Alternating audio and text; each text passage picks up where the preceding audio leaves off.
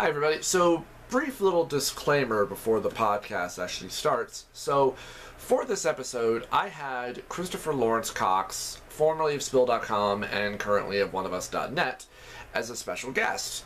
And myself and my friend and cover artist QuickKick were going to conduct a fun sort of little Q&A interview with him. Well, as it turns out, I fucked up on the recording and actually didn't get Chris or QuickKick's audio, only my own. But thankfully Chris had told me that during the, or actually before the discussion, that he was actually recording his own audio and that he could send it to me because it would actually be better quality. Thankfully he still had it and was nice enough to send it to me. I just had to edit the shit out of it. I did of course ask QuickKick if he was okay with that. He said he was perfectly fine. So this is actually a much shorter interview. The original one was like a half hour, but you can't really hear anything else other than myself and Chris, so I do deeply apologize for that. But nonetheless, hope that you guys enjoy, and hopefully in the future, if Chris ever has any other free time or anything like that, hopefully he would be willing to come back on. So nonetheless, hope that you guys enjoy this abridged version of the Other People podcast with special guest Christopher Lawrence Cox. Enjoy. Do it again, do it again.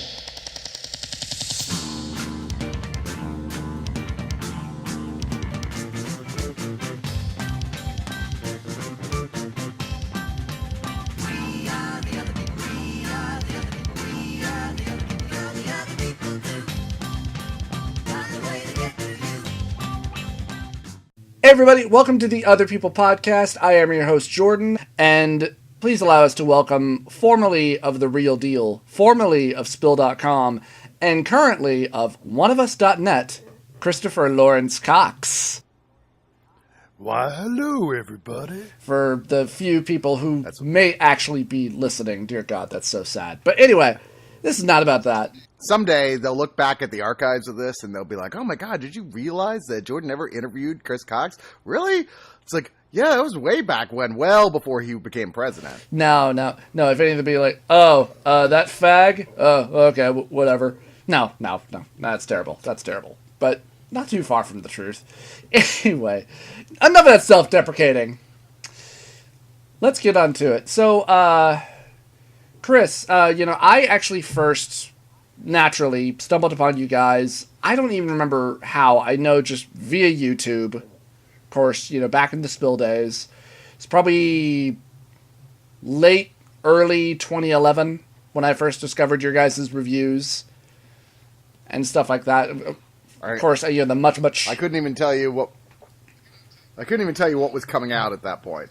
I'm like, I don't know. 2011? What was that? That was like Star Wars, right? I don't know. So, was that Adventures in Babysitting? I don't know anymore either. The Godfather.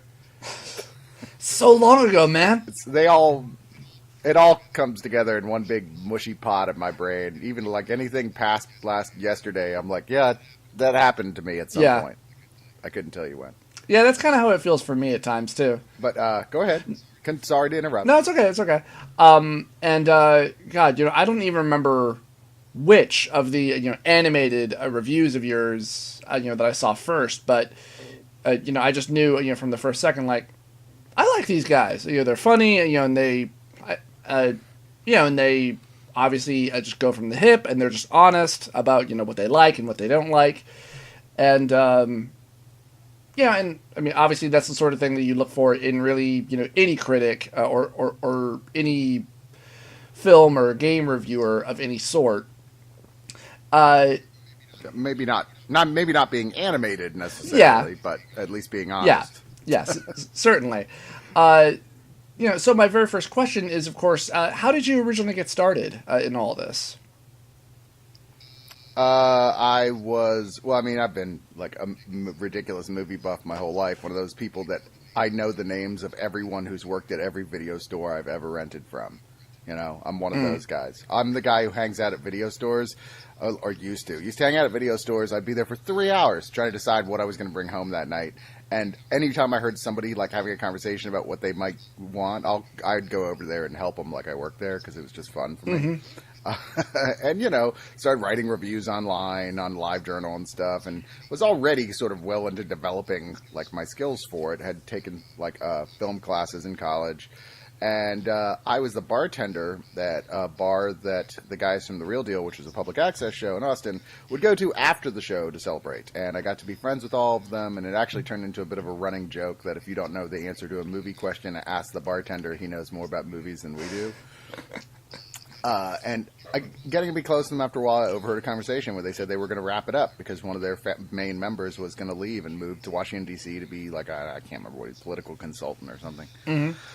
And I was like, don't quit the show. I'll quit the shift and take his place if you'll have me, and we'll keep going. And they were like, well, let's give it a shot. And it turned out great. So that happened, and we did that for a long time, many, many, many years. And we won multiple awards in our local paper, which was very flattering. Mm-hmm. And then we decided, well, if we're going to keep doing this and realize like it takes up this much of our time, that we should try and see if there's any way to monetize it. So Corey, who had been a burgeoning animator for some time, had already drawn up kind of avatars for us for a weekly comic strip he did in a local paper that was that originally was called something else, but then we were in it so much, eventually he just changed the name of it to The Real Deal. Mm-hmm. You know. And so he took those avatars and those designs and started creating animated characters for us, and we, you know, sort of put together the idea of like both having the longer version of a podcast and then the shorter version for the animated reviews, and put them up on a site that he had built himself called The Real Deal. It wasn't but a few months that it was up before it was cited by, I don't know how, but some company in New York City called Miva saw it and basically put in a buy for it from Corey. They bought it and started paying us all regular salary to be on it, and that went on for a few years, and then they got bought by Hollywood.com, who promised huge things and never delivered, because ultimately the guy who was so excited to work with us quit his job there, and the guy who was responsible after that couldn't give two shits about us. Yeah. So that's the story of Spill, anyway. Yeah. Yeah, I mean, it's funny, you know, because I mean, you go through all that, and well, how I kind of assumed, or like how I thought it had originally all started from, was that, you know, there was the public access show, and then, you know, that sadly went away. But then, of course, you know, the big, you know, internet boom, you know, with YouTube and such things like that, that you guys, you know, then decided, hey, how about we just do our own website and we can just go from there, and then it just grew. Yeah, I mean, like, you're largely right, except for the fact that, like, there was nothing sad about the public access show. Well, no, for us. We were so tired of doing it. Yeah. But this was a very intentional like, we quit the show because we wanted to do the website. Okay. Yeah. Yeah. Moving on, my next question is, I've always been curious about this, you know, whether it was, you know, back during the Spill days, or even now, how many movies do you guys think that you probably had to see, just from what you were having to review? By what measure? Well, you know, because you always hear, you know, stories about how, you know, like old critics say, like, you know, Siskel and Ebert and such like that. Sometimes they would sit through maybe like 5 movies a day, you know, in some rare cases. You know, that may be a bit of an exaggeration. Yep. Yeah, I mean, it depends on what type of critic you are. I mean, like, I was the only guy from the group who was doing home releases, so I was watching a lot more movies than they were. Okay. So we would all watch, and generally speaking, we'd all make it to all the theatrical screenings every week that we could, which could be anywhere from 1 to 6 movies, right? But, and that's, you know, just a week. That's no big deal. Well, it's no big deal for us. Yeah. But often I was knocking out, you know, 10 to 20 more movies in that week, plus maybe a season or 2 of television. Mm-hmm. So, and that's still me now. That's pretty average for me now. Yeah. I'm like, any given time, I'm either on the couch or in a seat in a movie theater somewhere. Yeah. I have to wonder, you know, how many times, you know, whether it's, you know, you're watching a movie that you're just not enjoying or anything like that, that you're thinking like, dear God, why am I doing this? You know, I used to. There were certainly times early on that I was like, is this really worth it? Like, because you get those times a year, like January and February, where it's just one shit show after another. Yeah. And you're like, you just get to a point, you get kind of depressed, and you're like so dreading the drive across town and rush hour traffic to see something you know is going to be totally loathsome. And yeah, of course then. But there came a point eventually that I was like, especially when I started getting paid for it, I was like, look, nobody wants to hear me complain about what I do for a living. You know? You're like, oh, poor baby, you had to see a bad movie. You don't know what it was, man. You don't know what it was. After a while, you sort of like get the sense of, you realize if you're complaining about it, you're pretty fucking entitled. So it's time to back away and take a good contextual look at how lucky you are just to be paid to do it at all. Yeah. Whereas, for the bad, movies, that you've had to sit through or endure or anything like that, I don't really consider myself a critic. I'd like to. I just don't have obviously the education or the severe experience, obviously, to be able to have that. But I can, one thing I will say, when you are trying to review something that you already know that you don't like, either just because of what you've heard or because of what you've seen, that can make for a hard sit. And then to have to... Look, being a critic is not all that hard. Yeah. You don't even have to have a degree in anything anymore.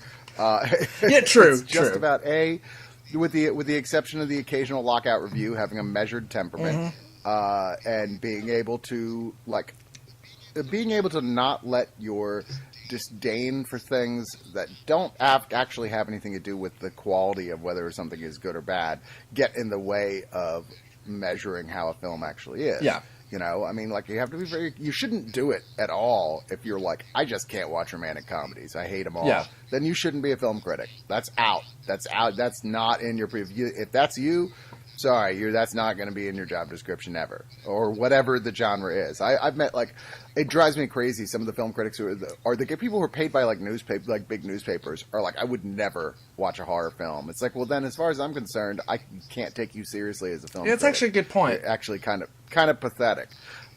It's every genre has something to offer, and there are different types of art and entertainment to be found in all these different types of films and TV shows and what have you. If you're coming in with snobbery, then you should get the fuck out. You don't belong there at all. I think you can have a very intellectual, erudite review of a film that deserves such a review, but if you're applying that exact same tone and measure to a Star Trek movie, then you've made a huge error.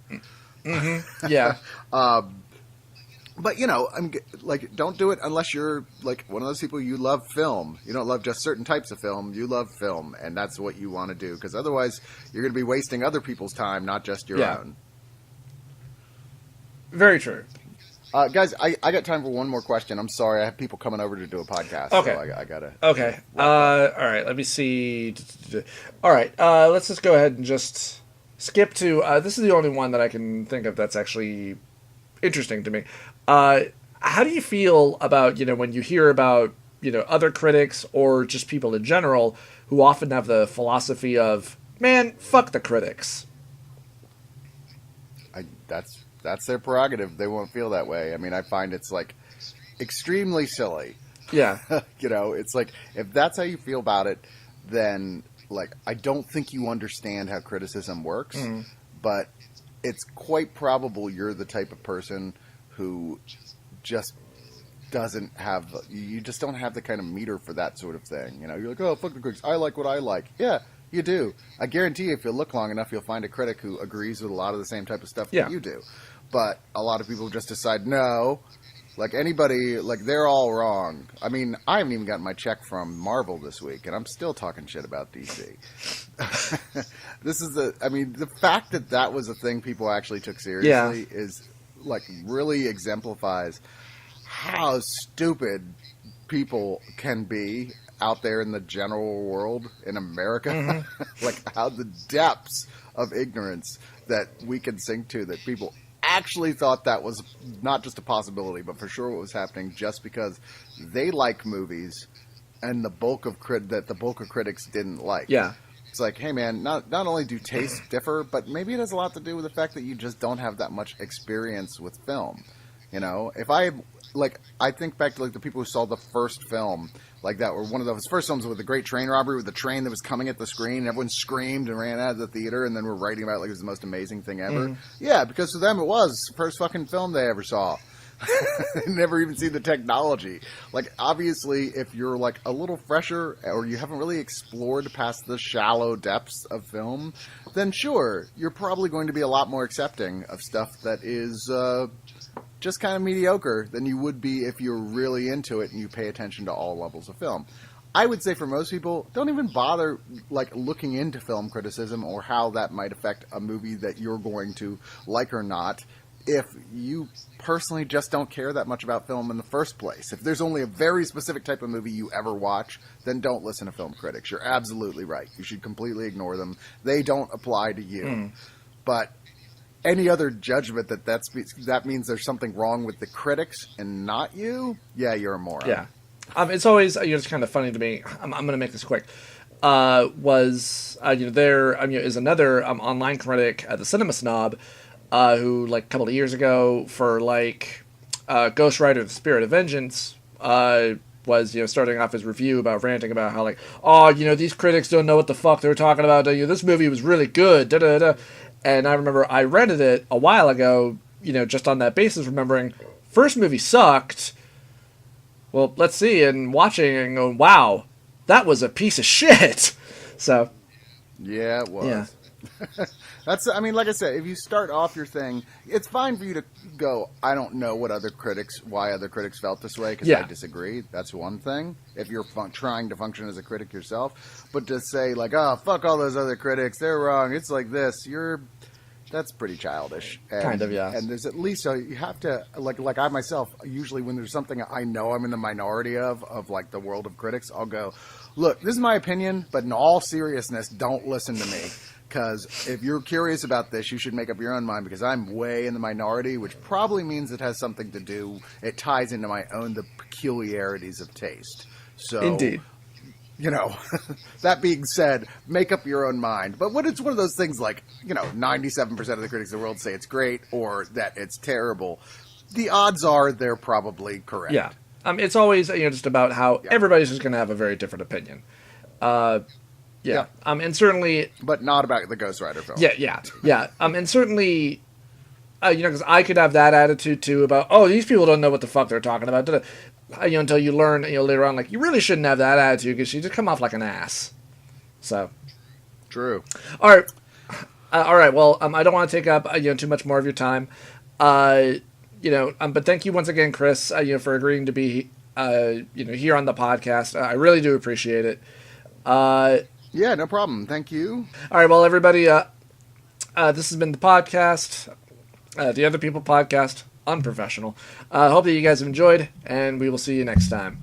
Ciao. Let me take a minute and tell you my plan.